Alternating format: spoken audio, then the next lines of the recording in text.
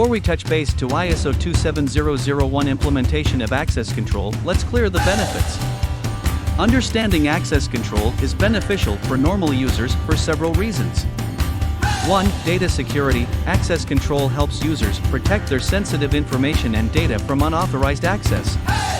By understanding how access control works, users can ensure that only authorized individuals or applications have access to their personal information.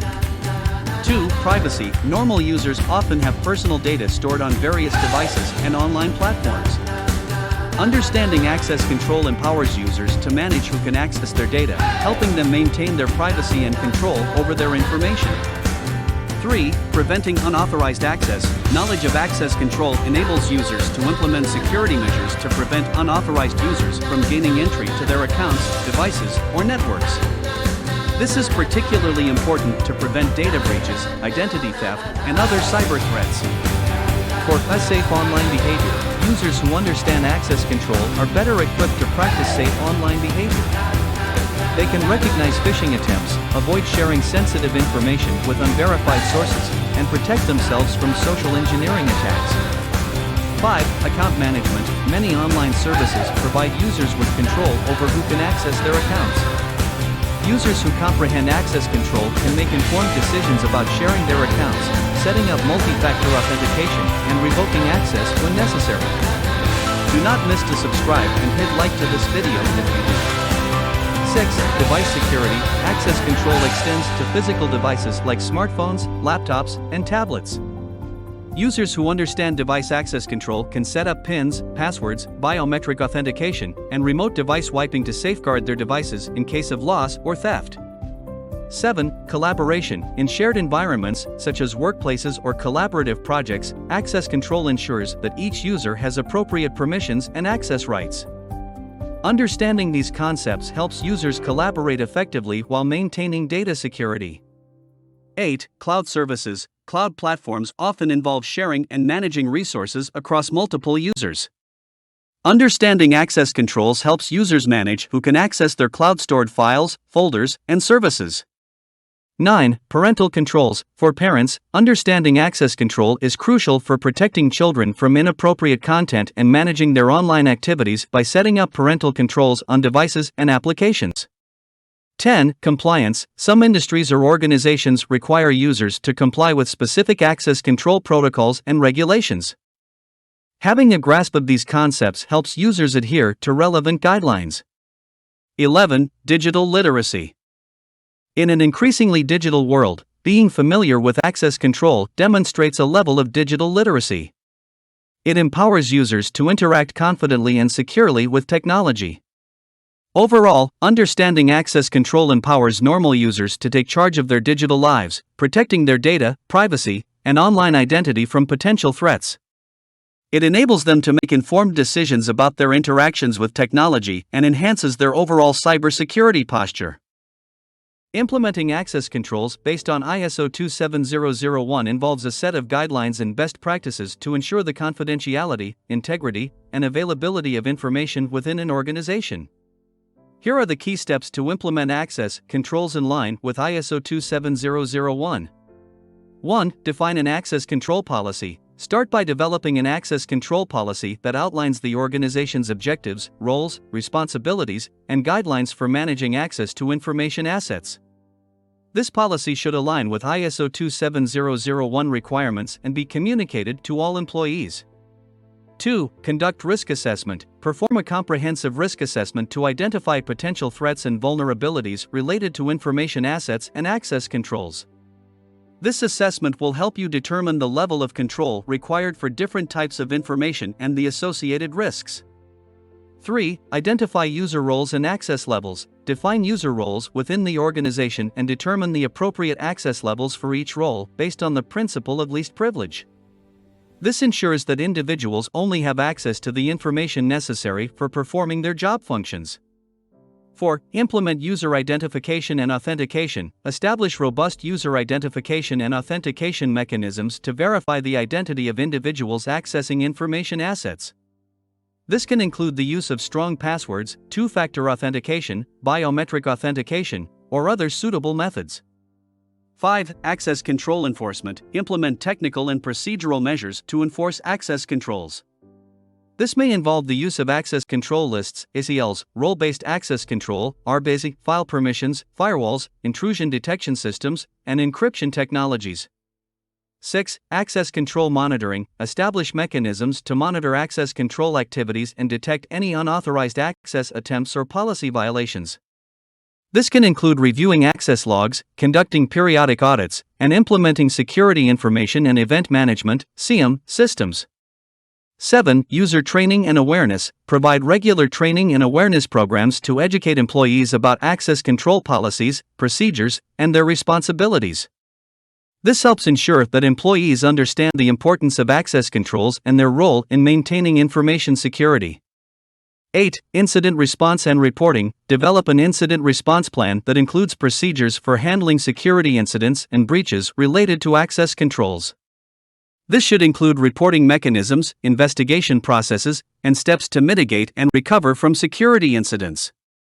9. Regular review and update. Conduct periodic reviews and assessments of access controls to ensure they remain effective and aligned with evolving security requirements.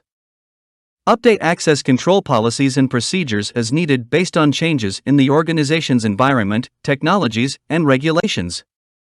10. Continuous improvement. Implement a culture of continuous improvement by learning from security incidents, conducting lessons learned sessions, and regularly reviewing and updating access controls based on emerging threats and industry best practices. By following these steps and aligning your access controls with the requirements of ISO 27001, you can establish a robust framework for protecting your organization's information assets from unauthorized access.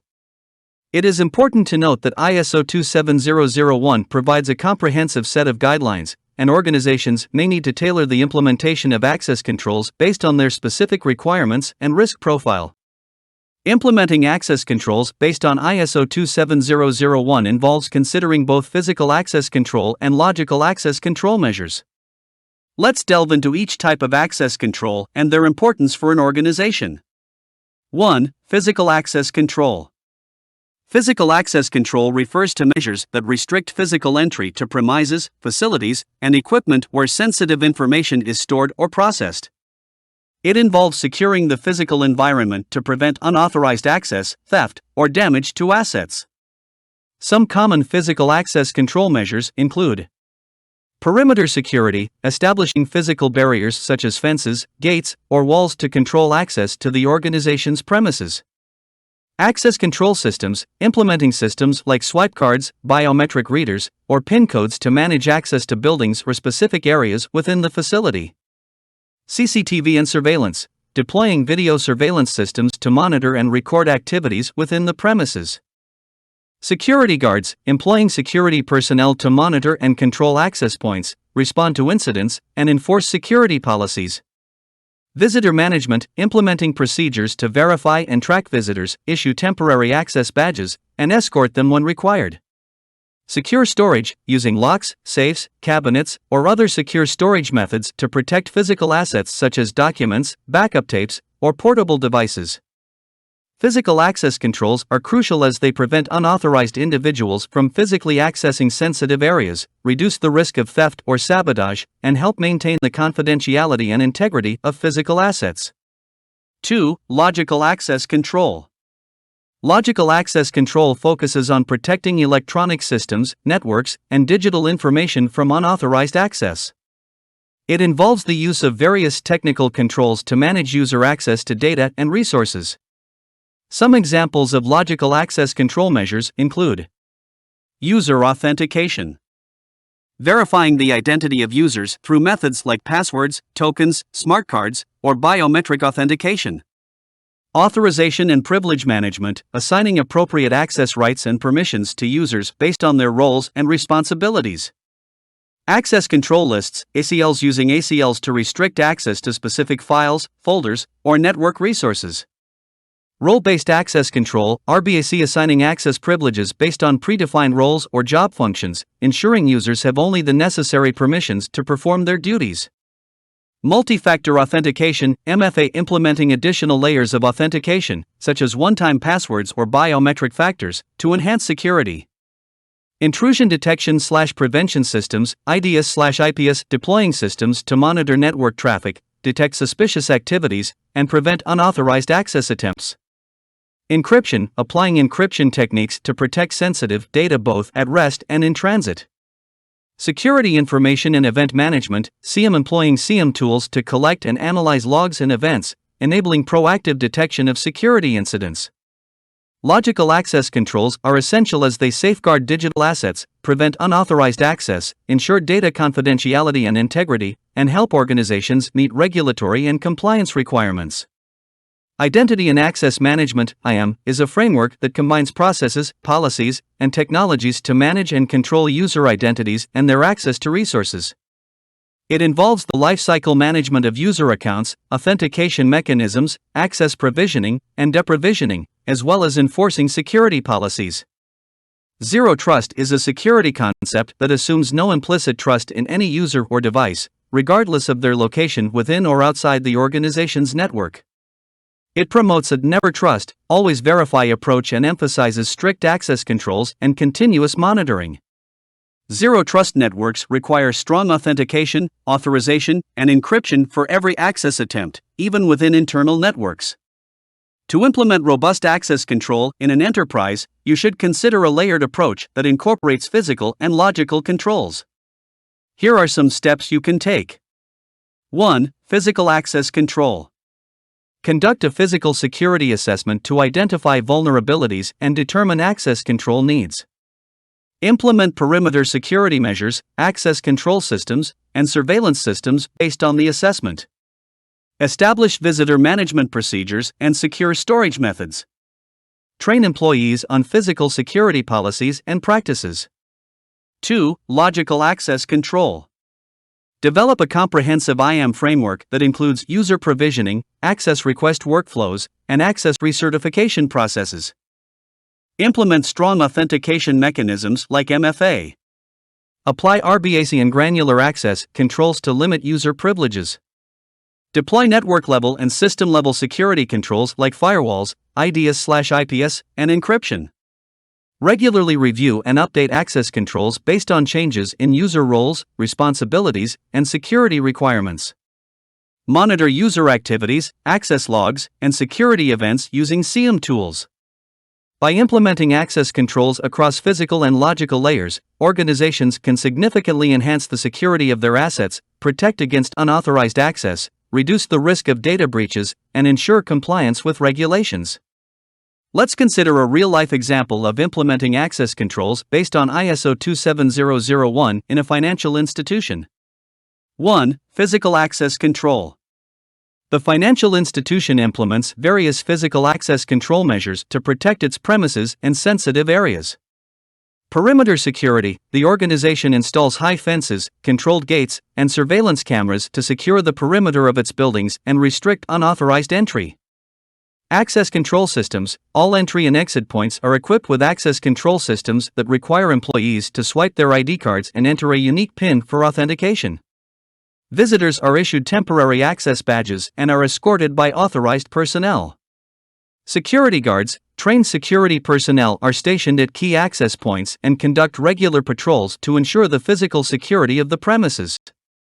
CCTV and surveillance. The financial institution has a comprehensive video surveillance system that monitors critical areas, such as server rooms, cash handling areas, and data centers, to detect any suspicious activities. Secure storage. The organization utilizes secure storage methods such as locked cabinets and safes to protect physical assets like financial documents, backup tapes, and portable devices. 2. Logical access control. The financial institution implements robust logical access control measures to protect its digital assets and sensitive information. User authentication. Employees are required to use strong passwords and change them regularly. Additionally, two-factor authentication, 2FA, is enforced to provide an extra layer of security. Authorization and privilege management, role-based access control, RBAC, is implemented, ensuring that users are granted access rights based on their job roles. Access privileges are regularly reviewed and updated as per the principle of least privilege.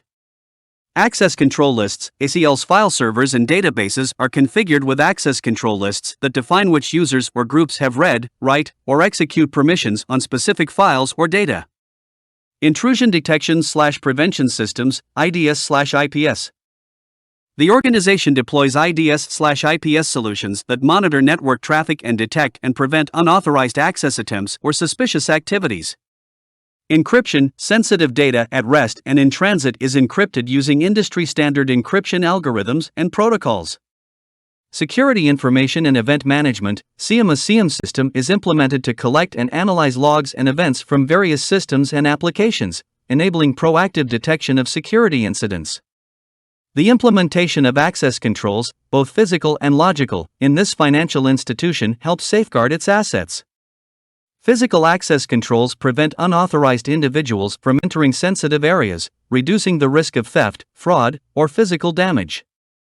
Logical access controls ensure that only authorized individuals can access the organization's systems and sensitive data, reducing the risk of data breaches, unauthorized modifications, or insider threats. The combination of physical and logical access controls helps the financial institution comply with regulatory requirements, protect customer data, and maintain the confidentiality, integrity, and availability of its information assets. Hello, great respected viewers. If you've watched access control video, we'd love to hear from you. Your thoughts and ideas are really important to us. Great leaders like yourself always share their insights to help others in the community. If you enjoyed the video and are excited for more content, part 2, 3, and 4, show some love by liking and commenting below. We're all about making things better, and that's why we follow the PDCA cycle: plan, do, check, and act. Our videos are designed with this in mind, to help you grow and succeed in your career journey. Got questions or specific topics you want to dive into? Drop a comment, and we'll get back to you quickly. Join the Rate CISO community today and let's work together to boost your career growth. Don't miss out, hit that subscribe button. We promise you'll have an amazing mentor guiding you throughout your career journey. We're eager to hear your thoughts, likes, and comments. Let's go! Also, we have posted other videos link in the comment which we feel would be relevant for you. Have a look. Have a great day ahead. Next time I will also share my story of New York with you.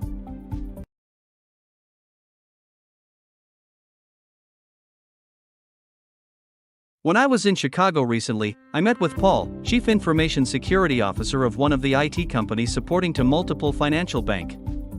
He took me to 103th floor of Sears Tower in Chicago, which is also known as the Willis Tower, which is a 110-story, 1,451-foot skyscraper in the Loop community area of Chicago in Illinois, United States. When we were seeing from top to the city, it was looking like all other skyscrapers are very small in front of the Sears Tower.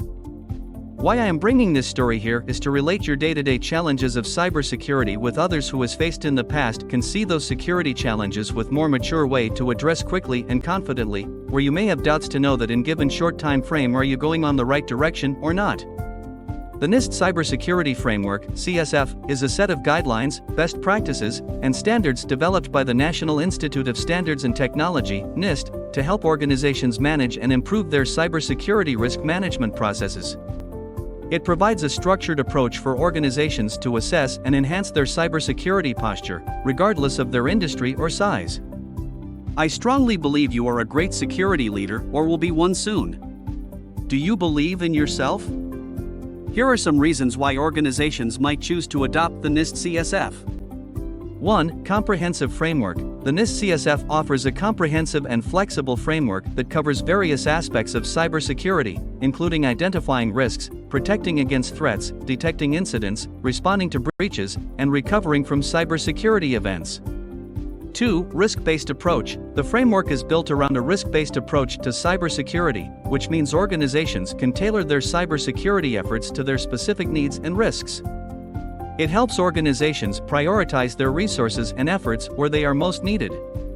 Just to pause for 2 seconds, think and provide your response in comment box that how your current risk management practices are providing near to real-time risk to management.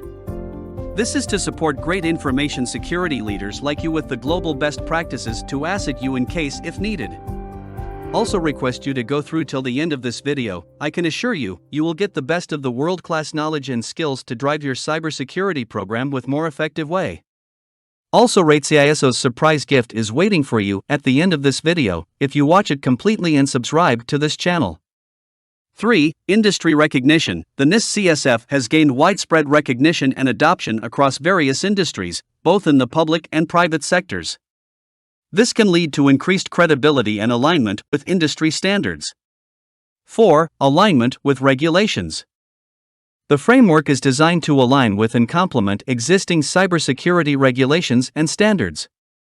It can help organizations meet regulatory requirements and demonstrate compliance with cybersecurity guidelines.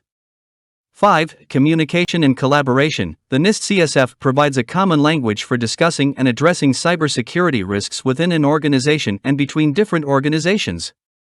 This facilitates communication, collaboration, and information sharing. 6. Continuous improvement. The framework promotes a cycle of continuous improvement by emphasizing the need to regularly assess and adjust cybersecurity practices based on changes in technology, threats, and the organization's risk landscape. 7. Scalability. The framework can be scaled to fit organizations of varying sizes and complexities. Small businesses and large enterprises can both benefit from adopting and adapting the framework to their specific needs. 8. Flexible implementation. The NIST CSF doesn't prescribe specific technologies or solutions. Instead, it focuses on principles, processes, and outcomes, allowing organizations to choose the tools and technologies that best suit their environment. 9. Risk management integration. The framework integrates well with an organization's overall risk management strategy, helping to align cybersecurity considerations with broader business goals. 10. Guidance for improving cybersecurity maturity. The NIST CSF provides a structure for assessing an organization's cybersecurity maturity and identifying areas for improvement over time. It's worth noting that while the NIST CSF offers many benefits, organizations should evaluate their specific needs and goals when considering its adoption. It might be suitable for organizations seeking a flexible and adaptable framework to enhance their cybersecurity practices while also aligning with industry standards and regulations. Before going to next step, reminding you that you don't forget to hit the bell icon to stay updated on your upcoming information security videos, which are posted on regular basis with hard efforts specially for you. Stay ahead of the curve and fortify your skills. Now move to next step. Implementing the NIST CSF, National Institute of Standards and Technology Cybersecurity Framework, offers a wide range of benefits for organizations seeking to enhance their cybersecurity practices and protect their digital assets. Here are some key benefits. 1. Structured approach to cybersecurity. The NIST CSF provides a well-organized and structured approach to managing cybersecurity risks. It offers a framework that organizations can follow to identify, assess, and address cybersecurity threats and vulnerabilities systematically. 2. Risk-based strategy. The framework is built around risk management principles. It helps organizations identify and prioritize cybersecurity risks based on their potential impact and likelihood, allowing for more efficient allocation of resources to address the most critical risks. 3. Customization to organizational needs. The NIST CSF is flexible and adaptable. Organizations can tailor the framework to their specific industry, size, risk profile, and unique cybersecurity requirements. 4. Common language for communication. Implementing the NIST CSF provides organizations with a common language to communicate about cybersecurity matters internally and externally. This facilitates effective communication with stakeholders, partners, regulators, and customers. 5. Enhanced cyber resilience. By following the NIST CSF's guidance, organizations can improve their ability to detect, respond to, and recover from cybersecurity incidents, thereby enhancing their overall cyber resilience. 6. Alignment with business objectives. The framework enables organizations to align their cybersecurity efforts with their overall business objectives. This ensures that cybersecurity measures are supportive of the organization's mission and strategic goals. 7. Compliance and regulatory alignment. The NIST CSF helps organizations meet regulatory requirements and industry standards related to cybersecurity. It provides a framework that aligns with various cybersecurity regulations and can simplify the compliance process. 8. Continuous improvement. The framework encourages a culture of continuous improvement in cybersecurity. Organizations can regularly assess their cybersecurity practices, identify areas for enhancement, and evolve their strategy to stay ahead of emerging threats.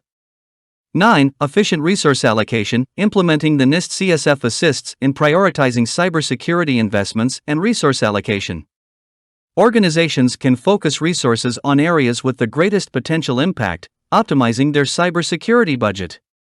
10. Better vendor and third-party management. The framework aids in evaluating the cybersecurity practices of vendors and third-party partners. Organizations can use the framework's guidelines to assess the cybersecurity risk associated with external partners. 11. Elevated security posture. Overall, implementing the NIST CSF elevates an organization's security posture. By following the framework's guidelines, organizations can reduce vulnerabilities, mitigate risks, and enhance their ability to prevent, detect, and respond to cyber threats effectively. Incorporating these benefits into your training materials, discussions, or presentations related to NIST CSF implementation can help stakeholders understand the value and significance of adopting this framework within their organization. The NIST CSF, National Institute of Standards and Technology Cybersecurity Framework, implementation tiers are a set of 4 progressive levels that organizations can use to gauge the maturity of their cybersecurity practices and the effectiveness of their implementation of the NIST CSF. These tiers help organizations understand their current state of cybersecurity and guide them towards improving their cybersecurity posture. Each tier represents a different level of sophistication and capability in cybersecurity risk management and mitigation. Here are the 4 NIST CSF implementation tiers. 1. Tier 1 Partial implementation. Organizations at this tier have an ad hoc approach to cybersecurity practices. Their cybersecurity practices are not well defined and often rely on individual efforts rather than a coordinated strategy. There may be limited awareness of cybersecurity risks and a lack of consistent processes for managing them. 2. Tier 2 Risk-informed organizations at this tier have a better understanding of their cybersecurity risks and have started to formalize their approach. They have begun identifying critical assets, assessing risks, and establishing basic controls. However, these practices may not be fully integrated into the organization's overall business strategy. 3. Tier 3 Repeatable organizations at this tier have established formalized processes for managing cybersecurity risks and have integrated these processes into their overall business operations. They regularly assess their cybersecurity practices, make improvements based on lessons learned, and have clear communication channels for cybersecurity matters. 4. Tier 4 Adaptive organizations at this tier have a dynamic and proactive approach to cybersecurity. They continuously monitor their environment, respond to changes in threats and vulnerabilities, and make adjustments to their cybersecurity practices accordingly. Their cybersecurity practices are integrated into their broader enterprise risk management strategy. These tiers are not meant to be seen as a linear progression. Rather, organizations should select the tier that best reflects their current level of maturity and work towards achieving higher tiers based on their goals and resources. The implementation tiers offer a way to measure progress, communicate with stakeholders, and make informed decisions about cybersecurity investments and improvements. When discussing framework implementation tiers, some relevant tags could include NIST CSF tiers, cybersecurity maturity, framework implementation, cyber risk management, cybersecurity assessment, maturity model, cybersecurity improvement, security strategy, risk mitigation, cybersecurity capability, implementation levels, adaptive security, risk-informed practices. The NIST CSF, National Institute of Standards and Technology Cybersecurity Framework, consists of 3 core components that work together to provide a structured approach to managing and improving cybersecurity practices within organizations. 1. Core functions. The NIST CSF organizes cybersecurity activities into 5 core functions that encompass various aspects of cybersecurity risk management and mitigation. These functions provide a high-level framework for building a comprehensive cybersecurity strategy. Identify, understand, and manage cybersecurity risks to systems, assets, data, and capabilities. This includes identifying critical assets, establishing risk management processes, and understanding the organization's cybersecurity environment. Protect implements safeguards to ensure the delivery of critical services and protect against cyber threats. This involves establishing protective measures such as access controls, encryption, and security awareness training. Detect, develop, and implement strategies to identify the occurrence of cybersecurity events. This includes establishing monitoring and detection mechanisms to promptly identify and respond to security incidents. Respond, establish plans and processes to take action in the event of a detected cybersecurity incident. This involves developing incident response procedures, coordinating with relevant stakeholders, and containing and mitigating the impact of incidents. Recover, restore normal operations after a cybersecurity incident and improve systems to prevent future incidents. This includes restoring data and services, conducting lessons learned, and refining incident response plans. 2. Categories. Each core function is further divided into categories that provide specific outcomes that organizations should aim to achieve. These categories help organizations focus their efforts on key areas of cybersecurity within each core function. For example, under the Protect core function, categories might include access control, awareness and training, data security, and more. 3. Subcategories. Subcategories break down the categories into more detailed and actionable tasks or objectives. These subcategories offer practical steps and measures that organizations can take to achieve the desired outcomes. Continuing with the example of the Protect core function, subcategories might include implementing multi-factor authentication, conducting security awareness training, encrypting sensitive data, and so on. Together, these three core components provide a structured approach to cybersecurity management, offering organizations the flexibility to adapt the NIST CSF to their specific needs and risk profile. By addressing the core functions, categories, and subcategories, organizations can systematically improve their cybersecurity posture and better protect their assets, data, and operations from cyber threats. The objectives of a course focused on NIST CSF cybersecurity framework implementation training would typically include 1. Understanding NIST CSF fundamentals. Provide participants with a clear understanding of the NIST CSF framework, its components, and its purpose in enhancing cybersecurity practices within organizations. 2. Core function understanding. Ensure participants can comprehend the 5 core functions of the NIST CSF: identify, protect, detect, respond, and recover, and their significance in building a comprehensive cybersecurity strategy. 3. Mapping to organizational needs. Teach participants how to map the NIST CSF to their organization's specific needs, risk profile, and business objectives, ensuring that cybersecurity efforts are aligned with overall goals. For risk assessment and management, equip participants with the skills to conduct effective risk assessments, identify potential threats and vulnerabilities, and make informed decisions to manage and mitigate risks. 5. Implementing security controls. Provide practical guidance on implementing security controls and safeguards based on the NIST CSF's categories and subcategories, with an emphasis on practical application. 6. Incident response planning. Help participants develop incident response plans, ensuring they can effectively detect, respond to, and recover from cybersecurity incidents in a timely manner. 7. Security awareness and training. Highlight the importance of ongoing security awareness and training programs to educate employees and stakeholders about cybersecurity best practices and their roles in maintaining a secure environment. 8. Compliance and reporting. Guide participants in understanding how the NIST CSF can aid in compliance with various regulatory standards and reporting requirements, enabling transparent communication with regulators and stakeholders. 9. Continuous improvement. Teach participants the concept of continuous improvement in cybersecurity, emphasizing the need to regularly assess and adapt cybersecurity strategies as threats evolve. 10. Collaboration and communication. Foster the ability to effectively communicate cybersecurity priorities, risks, and strategies across different departments and teams, encouraging a collaborative approach to cybersecurity. 11. Measuring success. Provide participants with the tools to measure the effectiveness of their NIST CSF implementation through key performance indicators, KPIs, and metrics.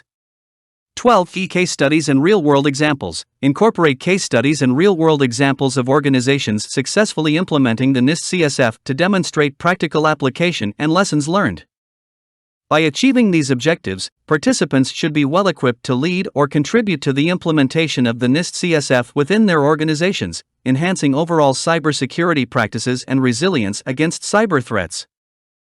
Identifying organizational assets and risks is a crucial step in the NIST CSF, National Institute of Standards and Technology Cybersecurity Framework, implementation process. This process involves understanding the critical assets that an organization relies on, assessing potential vulnerabilities and threats, and determining the potential impact of cybersecurity incidents. Here's how this process works. 1. Asset identification. Data assets identify sensitive data, intellectual property, customer information, financial data, and other critical information that the organization processes and stores. Physical assets identify hardware, servers, networking equipment, and other physical resources that are essential for business operations. Software assets identify software applications, systems, and platforms that are critical for the organization's functioning. 2. Vulnerability assessment. Identify vulnerabilities, identify potential weaknesses in hardware, software, networks, and processes that could be exploited by attackers. Assess systems, evaluate systems for misconfigurations, outdated software, weak access controls, and other vulnerabilities that could be targeted. 3. Threat assessment. Identify threats, identify potential threat actors and sources of cyber threats, such as hackers, malware, insider threats, and more. Assess threat landscape, evaluate the likelihood and potential impact of various threats to the organization's assets. 4. Impact analysis. Determine impact, assess the potential consequences of a cybersecurity incident on the organization's operations, reputation, financial stability, and customer trust. Quantify impact, assign values to different aspects of impact, such as financial losses, downtime, data loss, and legal liabilities. 5. Risk prioritization.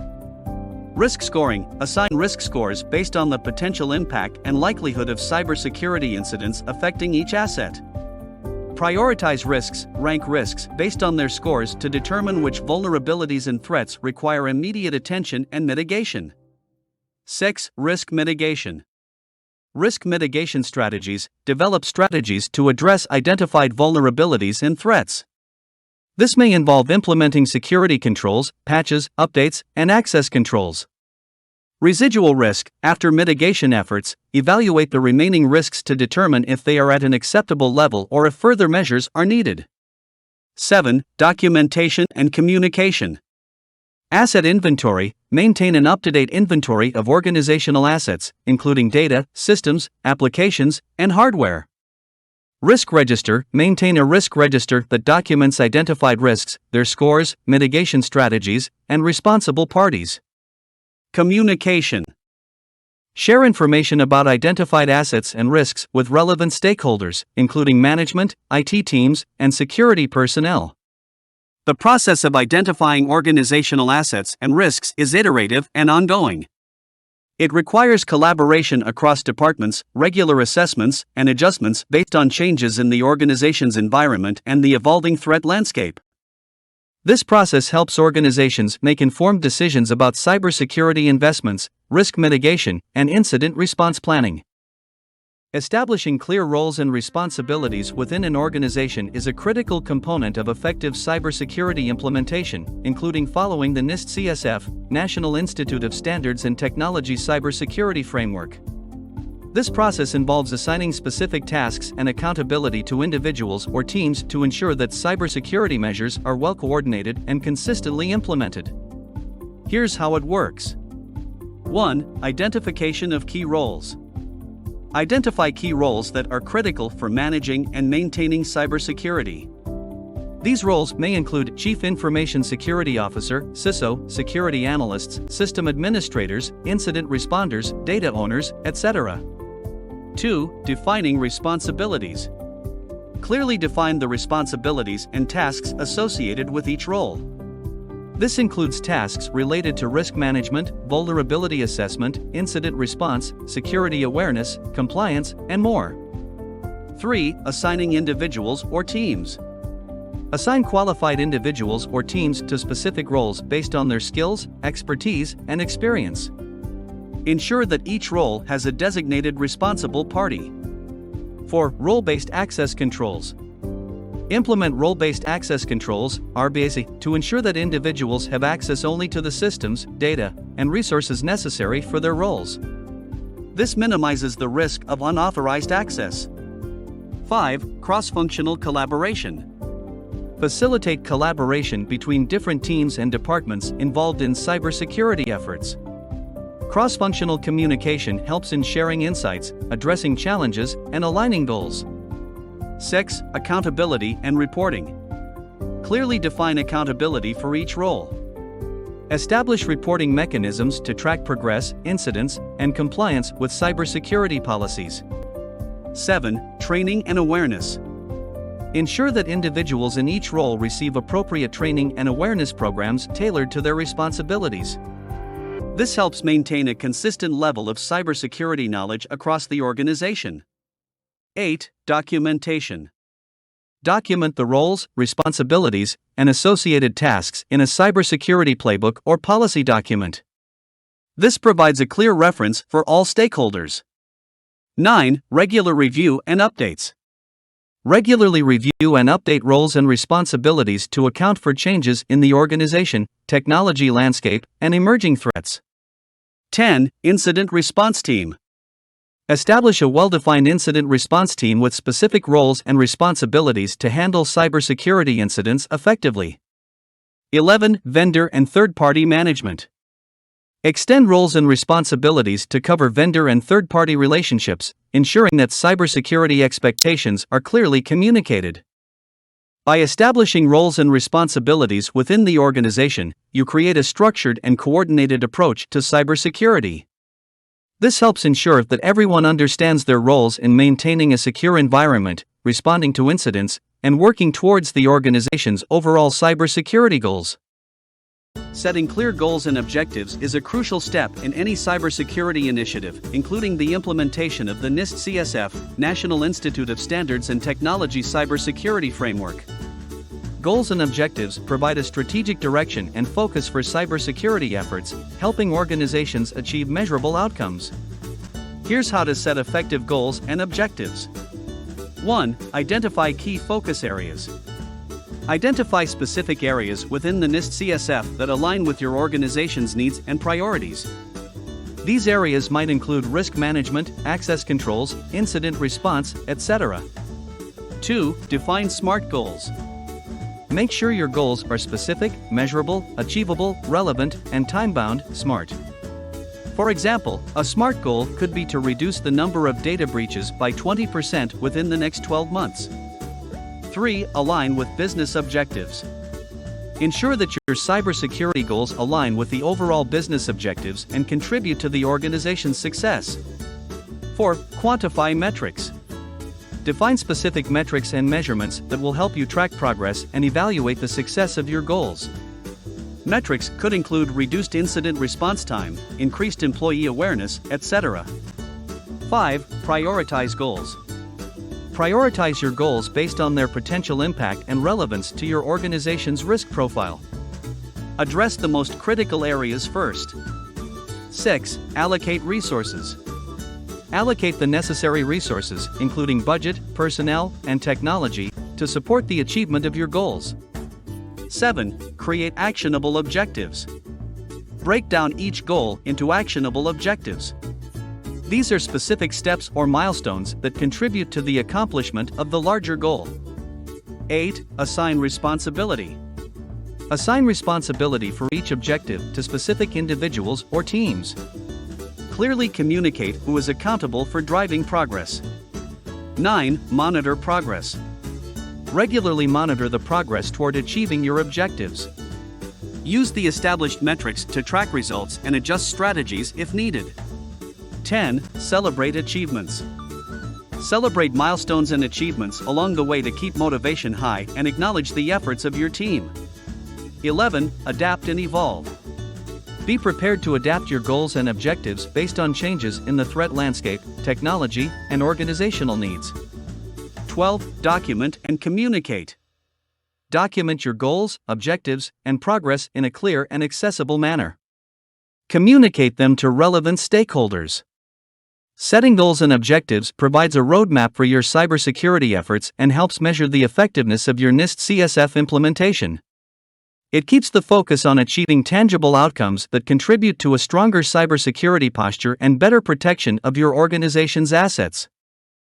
Creating a well-structured implementation plan is a crucial step in effectively adopting the NIST CSF, National Institute of Standards and Technology Cybersecurity Framework. An implementation plan outlines the specific actions, timelines, responsibilities, and resources required to successfully integrate the framework into your organization's cybersecurity practices. Here's how to create an effective implementation plan. 1. Assessment and gap analysis. Begin by conducting a comprehensive assessment of your current cybersecurity practices. Identify gaps between your existing practices and the NIST CSF's guidelines. 2. Set clear objectives. Define the specific objectives you aim to achieve through NIST CSF implementation. These objectives should align with your organization's overall cybersecurity goals. 3. Prioritize actions. Based on your assessment, prioritize the NIST CSF functions, categories, and subcategories that need immediate attention and those that can be addressed over time. 4. Create action items. Break down each prioritized area into actionable tasks or action items. Assign these tasks to individuals or teams responsible for their execution. 5. Establish timelines.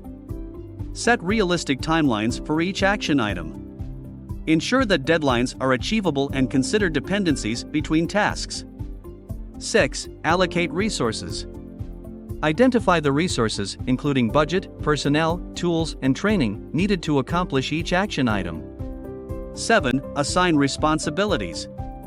Clearly assign responsibilities for each task to individuals or teams. Ensure that everyone understands their roles in the implementation process. 8. Risk management. Identify potential risks or challenges that could impact the implementation plan. Develop mitigation strategies to address these risks. 9. Communication plan. Outline how you will communicate progress, updates, and changes related to the implementation plan to stakeholders, including management and team members. 10. Measurement and metrics. Define key performance indicators, KPIs, or metrics to measure the progress and success of each action item. These metrics should be aligned with your objectives. 11. Testing and validation. Incorporate testing and validation stages to ensure that the implemented measures align with the desired outcomes and security objectives.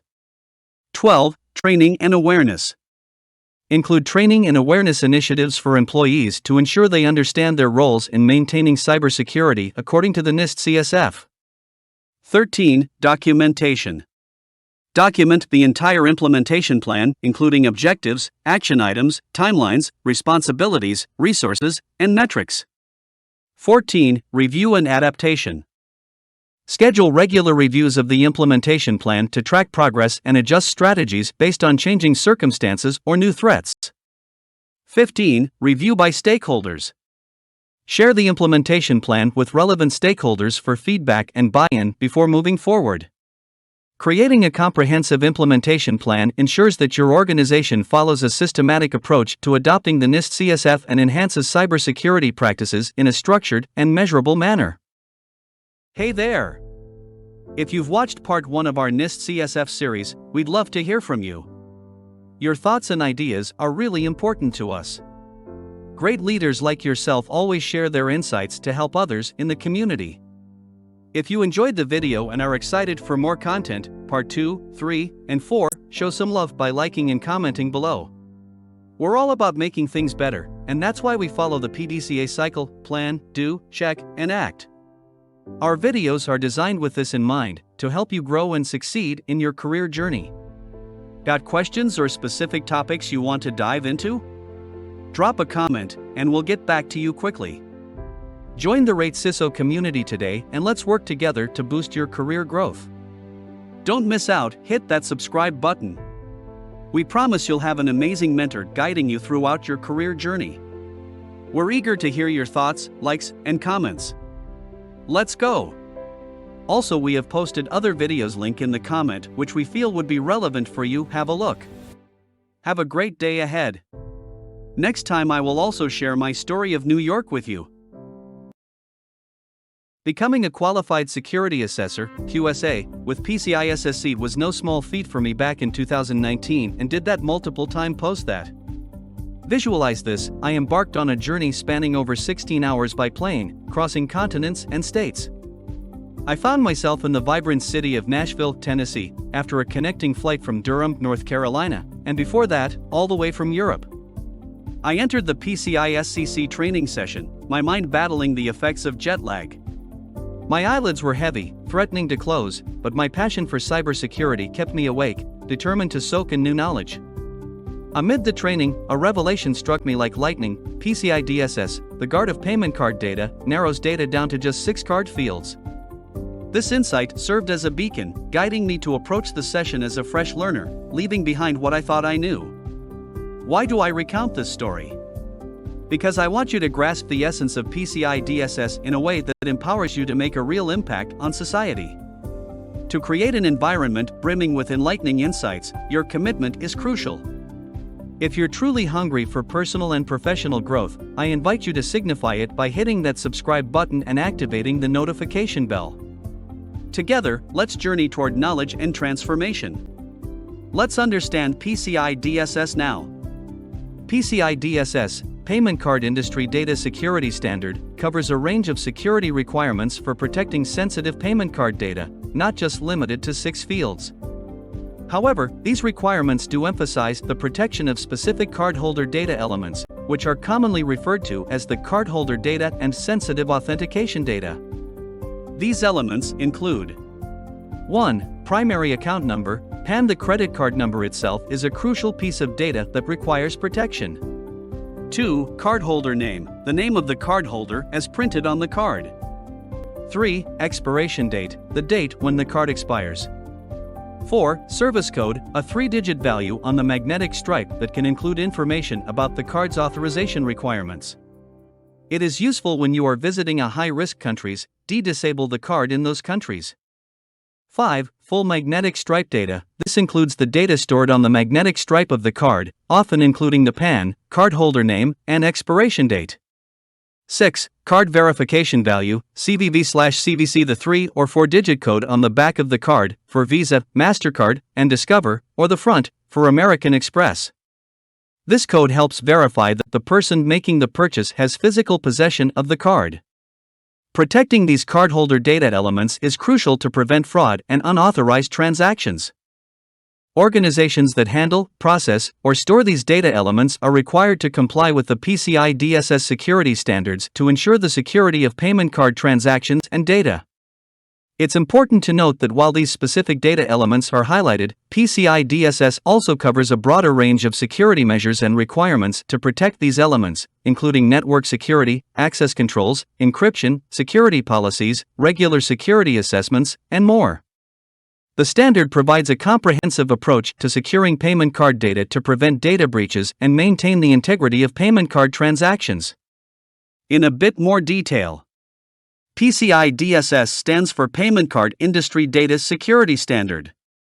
It is a set of security standards designed to ensure the protection of sensitive payment card data during transactions, as well as the secure handling of such data by organizations that process, store, or transmit this information.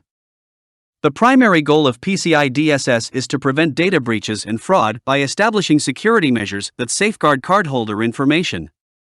Here are some key reasons why PCI DSS is important. 1. Protection of cardholder data. Cardholder data, such as credit card numbers, expiration dates, and cardholder names, are prime targets for cyber criminals. Compliance with PCI DSS helps organizations implement measures to securely store and transmit this data, reducing the risk of data breaches. 2. Prevention of data breaches. Data breaches can lead to financial losses, reputational damage, and legal consequences. PCI DSS provides guidelines and best practices for securing cardholder data, thereby reducing the chances of data breaches. 3. Consumer trust. When customers make transactions using credit or debit cards, they trust that their sensitive information will be kept safe. Compliance with PCI DSS helps maintain and build consumer trust, as it demonstrates an organization's commitment to protecting their data. 4. Legal and regulatory requirements. Many countries have data protection laws that require organizations to safeguard personal and financial information. Compliance with PCI DSS can help organizations meet these legal and regulatory obligations. 5. Industry standards. PCI DSS is a widely recognized and accepted set of standards within the payment card industry. Adhering to these standards helps organizations align with industry best practices and demonstrate their commitment to security. 6. Reduced financial risks. Non-compliance with PCI DSS can lead to financial penalties, increased transaction fees, and the potential for lawsuits in the event of a data breach. By complying with the standard, organizations can mitigate these risks. 7. Vendor relationships. Many businesses, especially those involved in the payment card ecosystem, require their partners and vendors to be PCI DSS compliant. Compliance can help maintain good relationships with other businesses and ensure a secure supply chain. 8. Continuous security improvement. PCI DSS is not a static standard. It evolves over time to address emerging security threats and technologies. This encourages organizations to continually assess and improve their security measures. 9. Cybersecurity awareness. Implementing PCI DSS requirements promotes a culture of cybersecurity awareness within an organization. This can lead to better security practices across all aspects of the business. In summary, PCI DSS is crucial for protecting sensitive payment card data, preventing data breaches, maintaining consumer trust, complying with legal obligations, and aligning with industry standards. It provides a framework for organizations to establish robust security measures to secure payment card transactions and data. Before moving to next, do you have any doubts and queries? Write in the comment box. We would like to hear from you if you have any challenges in PCI DSS certification lifecycle management or implementation, or learning implementation. Reminding you to subscribe and hit bell icon. Let's move to. Ladies and gentlemen, are you ready to take your organization's cybersecurity to the next level? Introducing our groundbreaking PCI DSS version 4.0 implementation training course, the ultimate solution to safeguard your business and customer data like never before. In a digital world filled with evolving threats, compliance with the payment card industry data security standard is non-negotiable. Our comprehensive training empowers you with the knowledge and skills to not just meet, but exceed these rigorous standards. Here's what's in store for you. 1. Cutting-edge expertise. Learn from industry-leading professionals who have mastered PCI DSS and were QSA multiple times, ensuring you receive the latest insights and techniques. 2. Practical scenarios and case studies. Dive into real-world scenarios through case studies. Walk away with practical solutions you can implement immediately. 3. Tailored for all roles. Whether you're an IT professional, manager, compliance officer, or executive, our course is tailored to equip individuals across various roles with the knowledge they need. 4. Stay ahead of the curve. Stay ahead of cyber criminals with up-to-date knowledge on emerging threats and vulnerabilities, enabling you to proactively protect your business.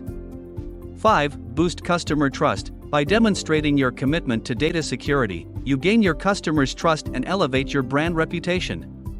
6. A global recognition. PCI DSS compliance is recognized worldwide.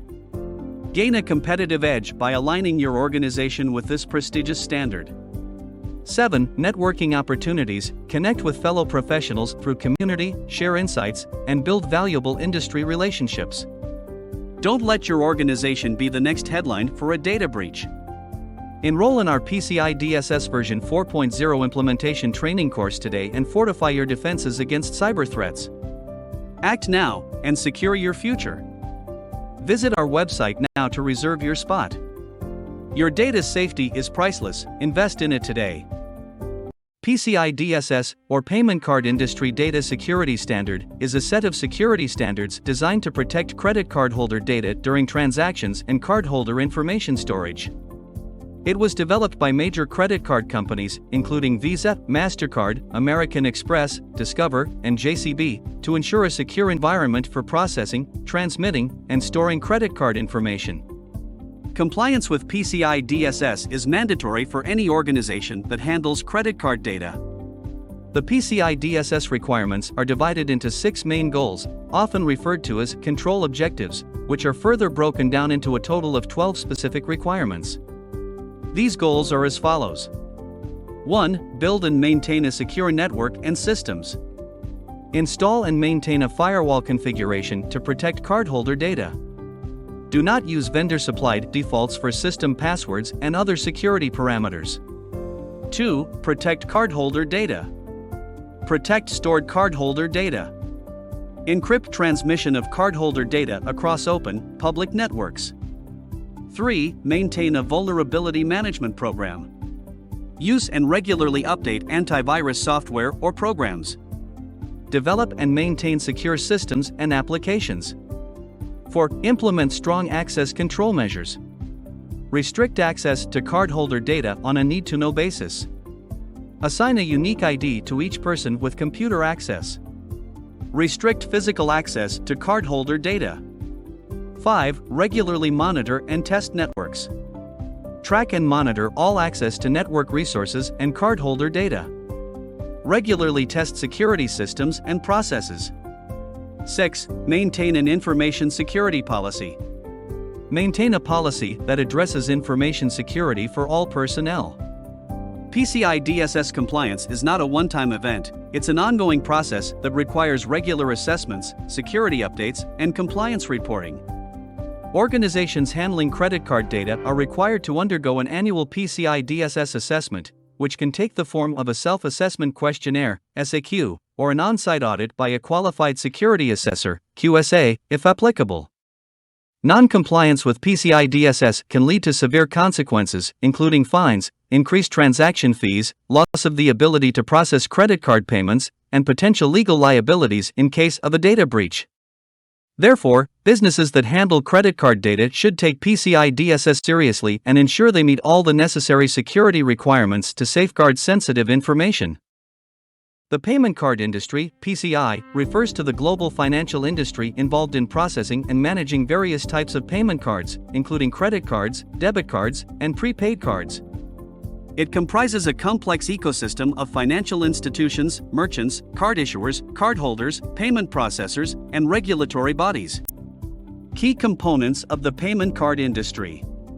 1. Card networks. Major card networks such as Visa, MasterCard, American Express, Discover, and JCB serve as intermediaries between issuing banks and acquiring banks. They establish the rules and regulations that govern the use of their payment cards and facilitate transactions between merchants and cardholders. 2. Issuing banks. These are financial institutions that issue payment cards to consumers. When a cardholder makes a purchase, the issuing bank pays the transaction amount to the merchant and later bills the cardholder for the purchase. 3. Acquiring banks, also known as merchant banks. These institutions establish relationships with merchants to enable them to accept card payments. They process payment transactions on behalf of the merchant and settle the funds in the merchant's account after deducting various fees. For payment processors, these entities act as intermediaries between merchants and acquiring banks. They handle the technical aspects of the payment process, including authorization, settlement, and reconciliation. 5. Merchants, businesses and organizations that accept payment cards as a form of payment for goods and services. Merchants must adhere to security standards, such as the Payment Card Industry Data Security Standard, PCI DSS, to protect cardholder data. 6. Cardholders, individuals who possess payment cards and use them for making purchases or accessing funds at ATMs. 7. Payment terminals, devices used by merchants to accept payment cards. These can include point-of-sale, POS, terminals, online payment gateways, mobile payment solutions, and other emerging technologies. Security and compliance. Given the sensitive nature of payment card data and the potential risks of fraud and data breaches, the PCI has established security standards to ensure the protection of cardholder data throughout the payment process. The most prominent security standard is the Payment Card Industry Data Security Standard, PCI DSS, which was discussed in detail in the previous response.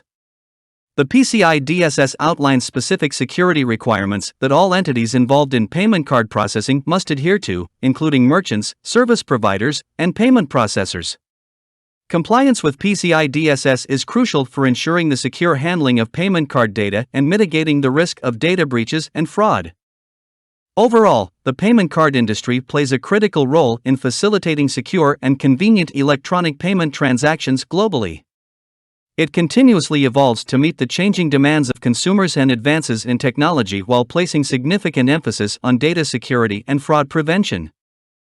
PCI DSS compliance offers numerous benefits to organizations that handle payment card transactions and store cardholder data.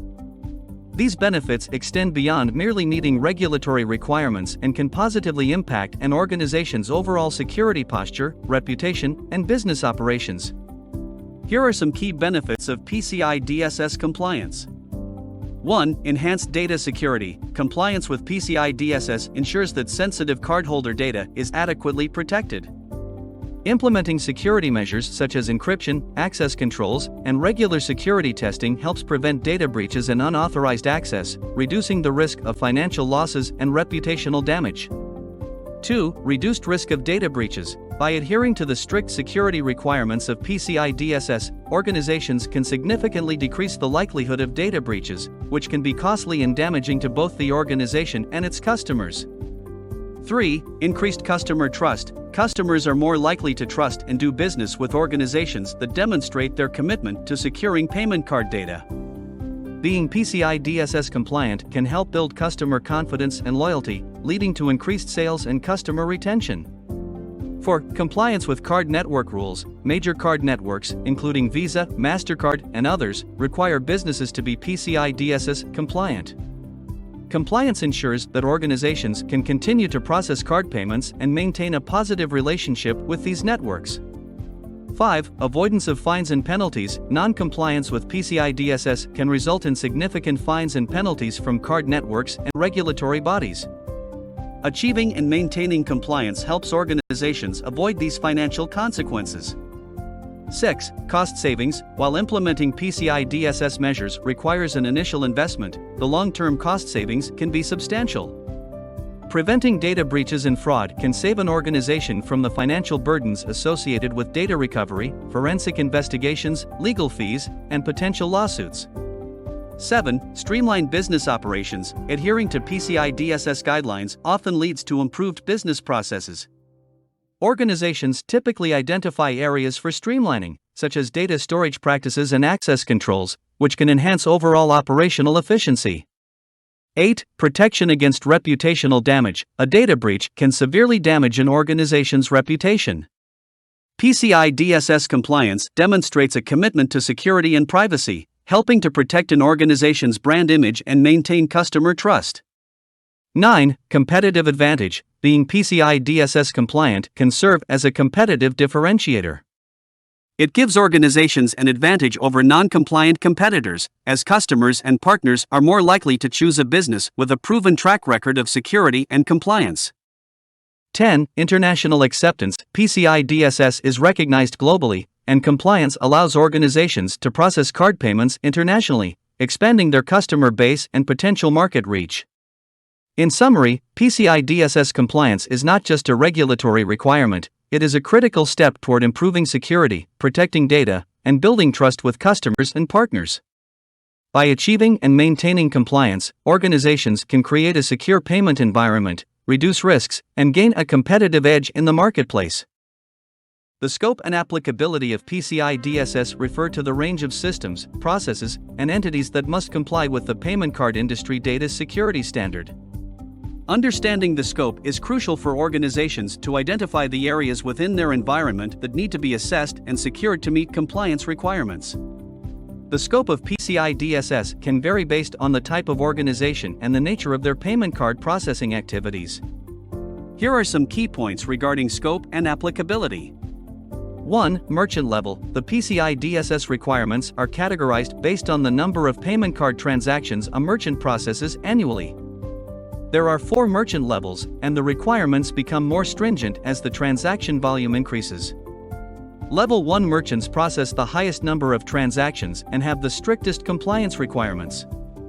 2. Service providers. organizations that provide services related to payment card processing, such as payment gateways, hosting providers, and managed service providers, are also within the scope of PCI DSS compliance.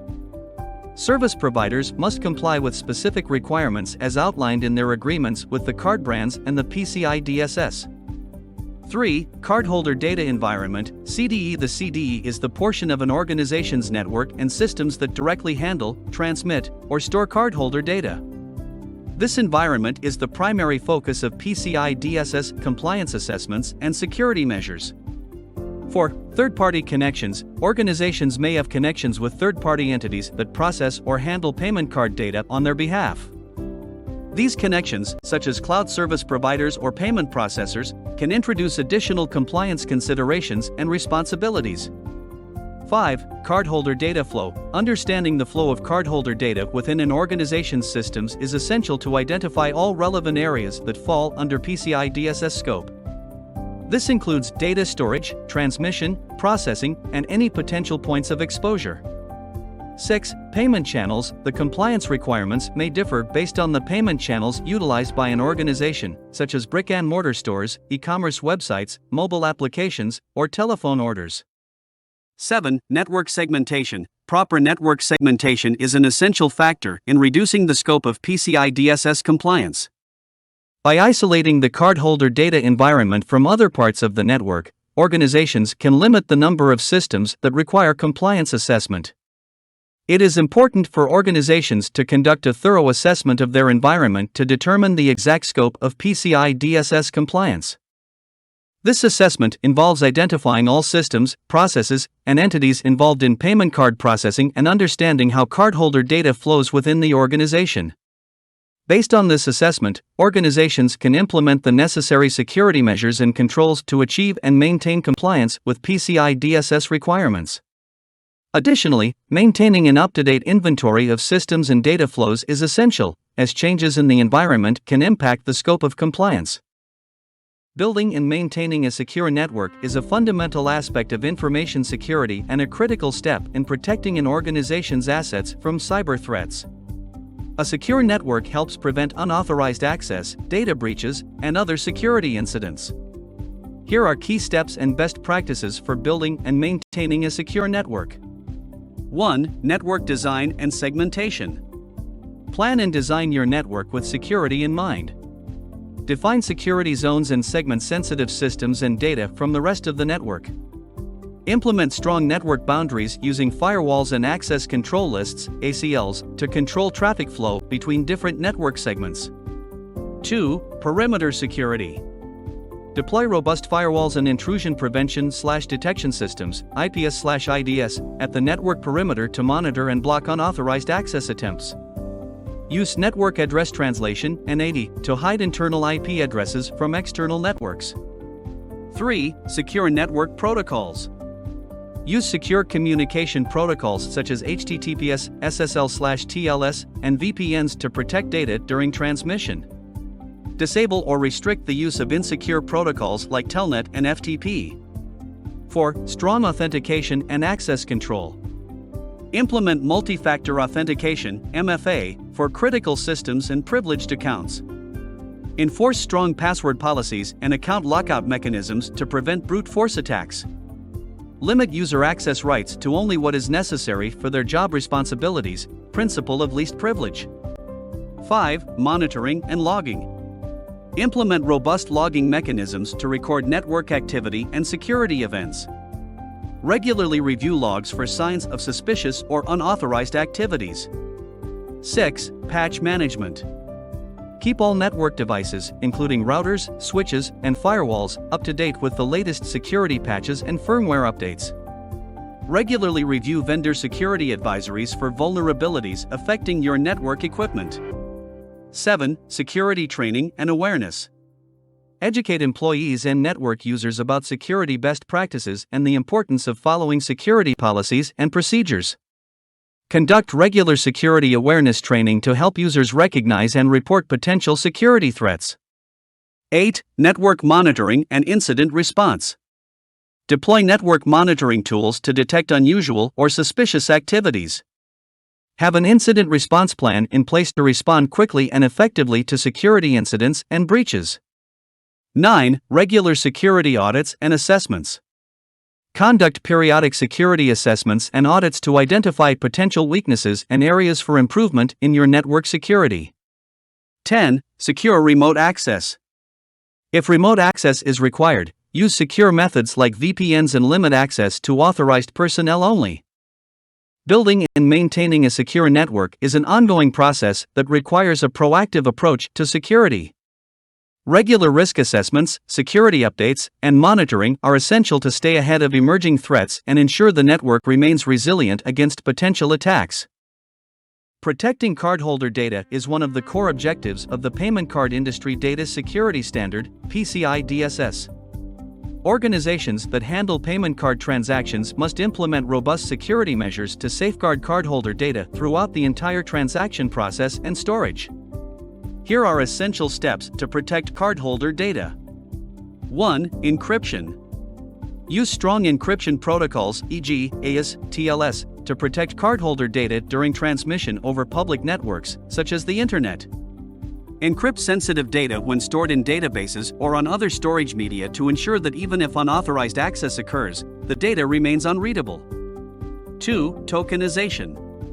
Consider implementing tokenization, a technique that replaces sensitive cardholder data with unique tokens.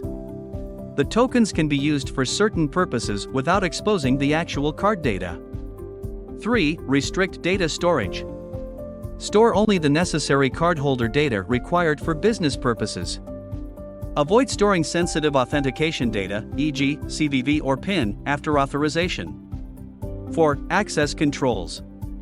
Implement strong access controls to restrict access to cardholder data. Only authorized personnel should have access to such data, and access rights should follow the principle of least privilege. 5. Secure payment card terminals.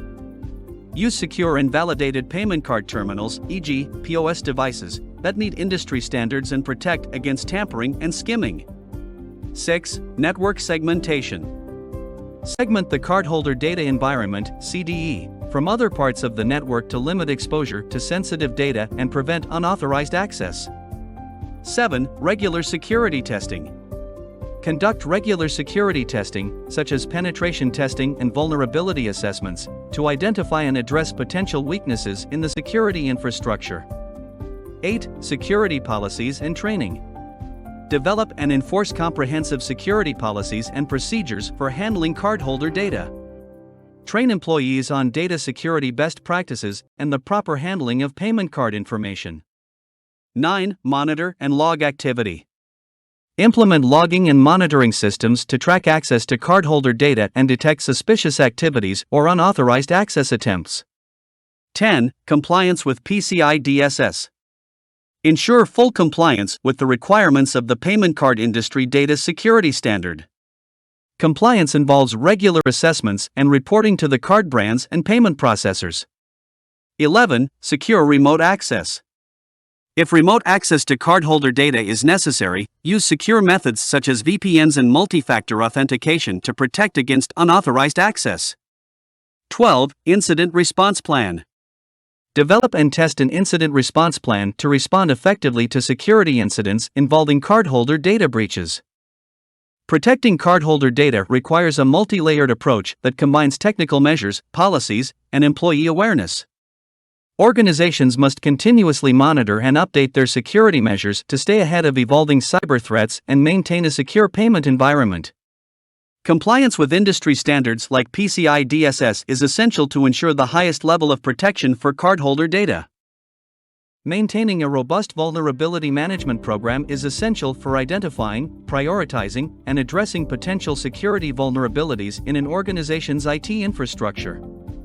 This proactive approach helps reduce the risk of cyber attacks, data breaches, and other security incidents.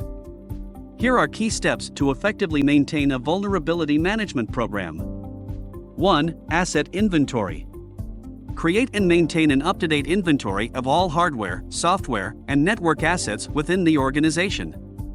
This includes servers, workstations, network devices, applications, and cloud-based services. 2. Vulnerability scanning.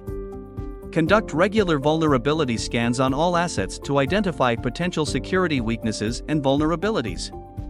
Use reputable vulnerability scanning tools and ensure they cover both internal and external network assets. 3. Patch management. Establish a formal process for deploying security patches and updates to address known vulnerabilities. Prioritize critical patches and ensure timely installation across all relevant systems. 4. Risk assessment and prioritization. Evaluate the severity of identified vulnerabilities based on their potential impact on the organization. Prioritize patching and remediation efforts based on risk levels. 5. Security patch testing. Before deploying patches to production environments, perform thorough testing in isolated environments to ensure patches do not introduce new issues. 6. Remediation process. Implement a clear and efficient process for addressing identified vulnerabilities. Define roles and responsibilities for remediation efforts, and establish timelines for resolving vulnerabilities based on their risk level. 7. Continuous monitoring. Continuously monitor for new vulnerabilities and security threats that may emerge over time. Stay informed about the latest security advisories from vendors and security organizations. 8. Incident response integration. Integrate vulnerability management with the organization's incident response plan to respond quickly to critical vulnerabilities that could be exploited. 9. User awareness and training. Educate employees about the importance of promptly reporting potential vulnerabilities and security issues they encounter in their day-to-day work. 10. Vendor management. Engage with vendors and third-party providers to ensure they also maintain a robust vulnerability management program for their products and services. PCI DSS-approved scanning vendor called ASV should be used. 11. Penetration testing. Conduct regular penetration testing to simulate real-world attacks and identify security weaknesses that may not be detected by automated scanning tools.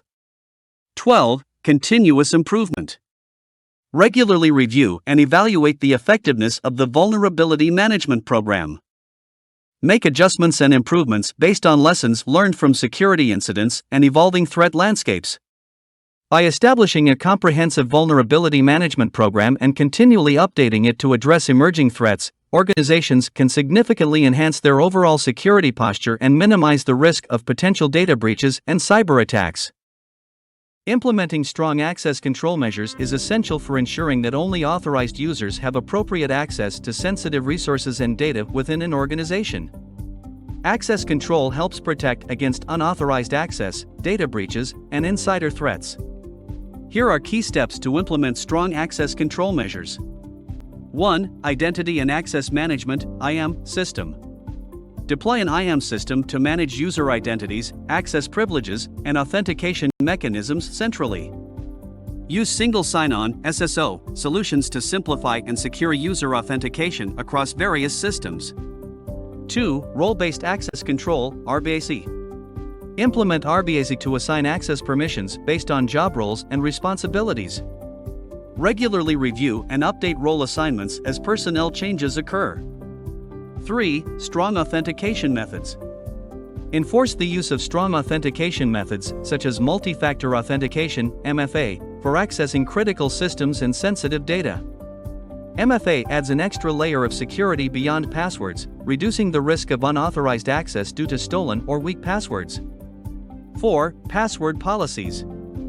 Establish and enforce robust password policies, such as minimum password length, complexity requirements, and password expiration rules. Encourage users to avoid using common or easily guessable passwords. 5. Account lockout and session management. Implement account lockout mechanisms after multiple failed login attempts to protect against brute force attacks. Set session timeouts to automatically log users out after a period of inactivity. 6. Least privilege principle. Apply the principle of least privilege, ensuring that users only have access to the resources and data necessary to perform their specific tasks. Avoid granting unnecessary administrative privileges to regular users. 7. Audit and monitoring. Enable auditing and monitoring of access attempts and actions to detect suspicious or unauthorized activities. Review logs regularly to identify potential security incidents and anomalies. 8. Secure remote access. If remote access is required, use secure methods such as VPNs and enforce strong authentication for remote users. 9. Access revocation. Implement a process for promptly revoking access privileges for employees who leave the organization or change roles. Disable or remove inactive accounts regularly to prevent them from becoming a security risk. 10. Secure configuration. Configure systems, applications, and network devices with security best practices in mind to reduce the risk of unauthorized access due to misconfigurations. 11. Employee training. Train employees on access control policies, the importance of protecting their login credentials, and the risks of sharing accounts or passwords. 12. Regular access reviews. Conduct periodic access reviews to ensure that access rights are accurate and up to date. Remove or modify access rights for any discrepancies found during the reviews. By implementing these strong access control measures, organizations can significantly enhance their security posture, protect sensitive data, and mitigate the risks associated with unauthorized access and data breaches. Access control should be an ongoing process, regularly reviewed and updated to adapt to changes in the organization's structure and the evolving threat landscape. Regular monitoring and testing of networks are crucial components of a robust cybersecurity strategy. These practices help organizations proactively identify potential security issues, detect anomalous activities, and validate the effectiveness of their security controls. Here are key aspects of regularly monitoring and testing networks. 1. Continuous monitoring. Implement automated monitoring tools and solutions to collect and analyze network traffic, logs, and security events in real time. Regularly review security logs to detect and investigate unusual or suspicious activities. 2. Intrusion detection and prevention systems, IDPS. Deploy IDPS to monitor network traffic for known patterns of malicious activities and potential intrusion attempts. Configure IDPS to alert security teams or take automated actions in response to detected threats. 3. Vulnerability scanning. Conduct periodic vulnerability scanning of network devices, servers, and applications to identify potential weaknesses and security gaps. Remediate identified vulnerabilities promptly. 4. Penetration testing. Conduct regular penetration testing, also known as ethical hacking, to simulate real-world cyber attacks and identify potential vulnerabilities in the network. Engage third-party security experts to perform unbiased and objective penetration tests. 5. Security Incident and Event Management, SIEM. Implement SIEM solutions to aggregate and correlate security event data from various sources, facilitating better threat detection and response. Set up alerts and triggers to notify security teams of potential security incidents. 6. Anomaly detection. Use anomaly detection techniques to identify unusual patterns of behavior in network traffic or user activity, which could indicate potential security breaches. 7. Traffic analysis. Regularly analyze network traffic to identify unusual communication patterns, such as data exfiltration or unauthorized data transfers. 8. User Behavior Analytics, UBA. Implement UBA tools to monitor and analyze user behavior, detecting anomalies that may indicate insider threats or compromised accounts. 9. Patch and configuration management. Ensure that all network devices and systems are up to date with the latest security patches and configurations. Regularly review and update configurations to align with security best practices. 10. Data Loss Prevention, DLP. Implement DLP solutions to monitor and prevent unauthorized access or transmission of sensitive data.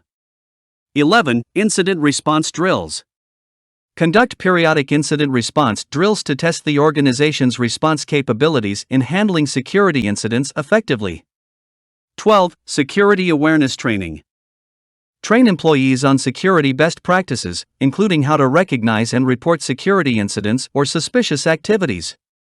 Regular monitoring and testing of networks are not one-time tasks but ongoing processes that require continuous evaluation and improvement.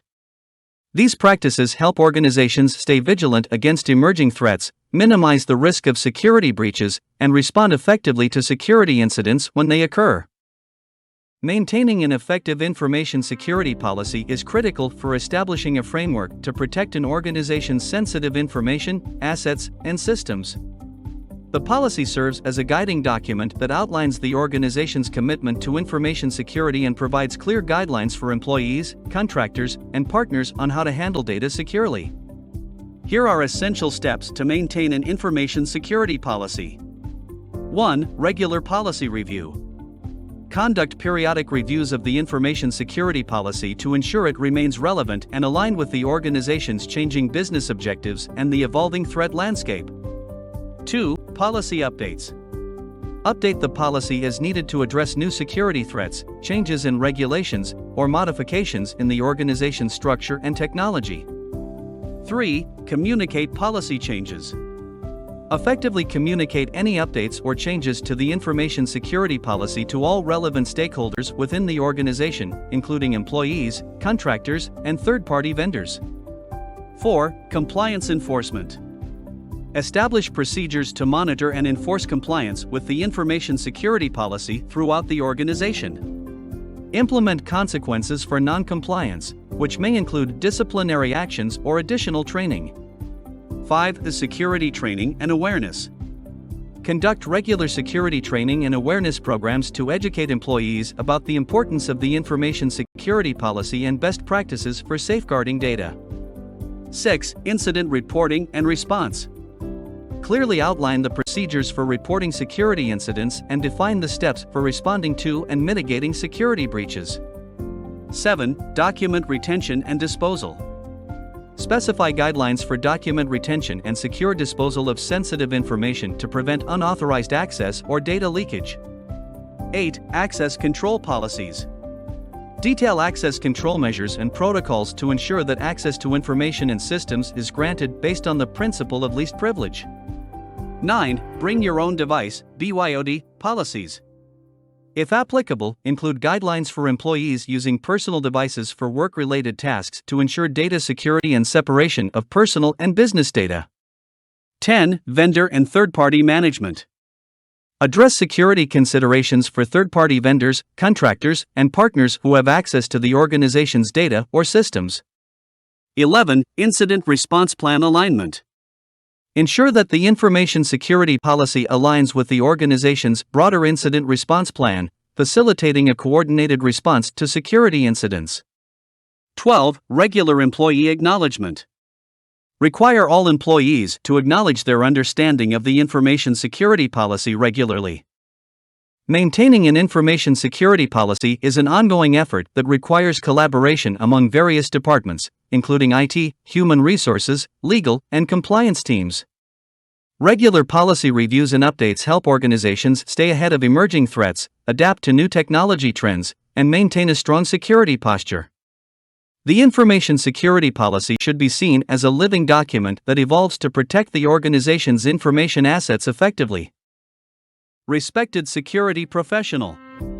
If you've watched part 1 of our PCI DSS series, we'd love to hear from you. Your thoughts and ideas are really important to us. Great leaders like yourself always share their insights to help others in the community. If you enjoyed the video and are excited for more content, part 2, 3, and 4, show some love by liking and commenting below. We're all about making things better, and that's why we follow the PDCA cycle: plan, do, check, and act. Our videos are designed with this in mind, to help you grow and succeed in your career journey. Got questions or specific topics you want to dive into? Drop a comment, and we'll get back to you quickly. Join the Rate CISO community today and let's work together to boost your career growth. Don't miss out, hit that subscribe button. We promise you'll have an amazing mentor guiding you throughout your career journey. We're eager to hear your thoughts, likes, and comments. Let's go! Also, we have posted other videos link in the comment which we feel would be relevant for you. Have a look. Have a great day ahead. Next time I will also share my story of New York with you.